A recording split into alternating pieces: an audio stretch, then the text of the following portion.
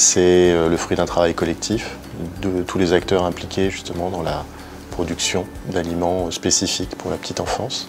Et ça s'inscrit tout à fait dans la démarche des consommateurs d'aujourd'hui. Parce qu'un petit pot, on sait que c'est adapté pour un bébé. Mais quand on décide de faire soi-même, il faut choisir entre des produits qui ne sont pas forcément simples à comprendre. Et la norme permet de s'y retrouver. C'est un peu une reconnaissance entre le monde paysan et de l'industriel. C'est une formidable opportunité pour vraiment faire la pédagogie autour de l'alimentation infantile, parce que c'est quelque chose qui va aider auprès des parents de vraiment se bien guider dans le marché et trouver les produits qui sont le plus adaptés à l'alimentation infantile. Ça a été comme une évidence pour nous, d'abord parce qu'on a été très actifs dans l'élaboration de cette norme, dans les discussions avec les pouvoirs publics. Donc c'est une façon pour nous de rassurer les parents et de leur montrer des signes extérieurs de qualité.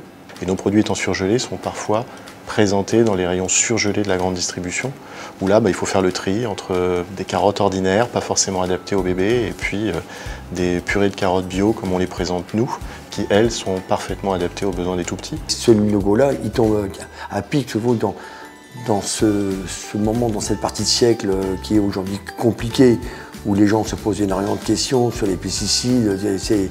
Pour moi, c'est quelque chose de bien. C'est une reconnaissance.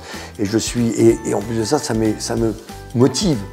Et ça motive aussi toutes mes équipes qui travaillent avec moi à être encore beaucoup plus performantes demain.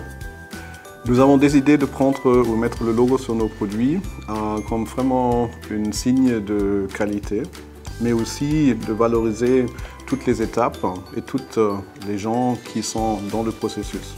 Ça commence avec l'agriculteur.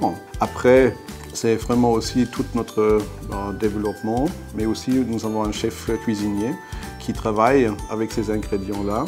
Et après, bien sûr, aussi toutes les contrôles qualité qui sont nécessaires, parce que suite au fait qu'on travaille dans l'alimentation infantile, c'est très important d'avoir vraiment toutes les étapes de contrôle.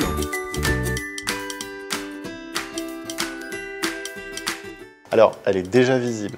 L'année 2018 marque aussi un grand changement pour nous avec un restylage de notre logo, un restylage, une redéfinition de tous nos emballages. Et il est clair que sur tous nos nouveaux emballages, nous allons systématiquement apposer le logo de la norme. J'aimerais, alors c'est un vœu pieux, que ce logo-là soit sur toutes les carottes et entre guillemets, je pense que ça va être un des moteurs de demain. Il y aura beaucoup de fruits et légumes. Et aujourd'hui, je suis le vecteur du message, quoi. Nous avons déjà commencé et il y a déjà des produits en ce moment qui sont dans le marché qui portent ce logotype. Ce sont petits pots de carottes, ce sont aussi des pots de fruits, etc. Et on va faire maintenant au fur et à mesure, avec tous les projets qu'on est en train de aussi lancer pour les périodes qui viennent, intégrer ce symbole sur tous nos emballages. On l'espère, mais en tout cas, je pense que ça va être une façon pour eux peut-être de prendre conscience que le bio ne suffit pas, que toutes les carottes, que tous les haricots verts, que tous les produits qu'on trouve aussi bien au rayon fruits et légumes qu'au rayon frais ou au rayon surgelé ne se valent pas.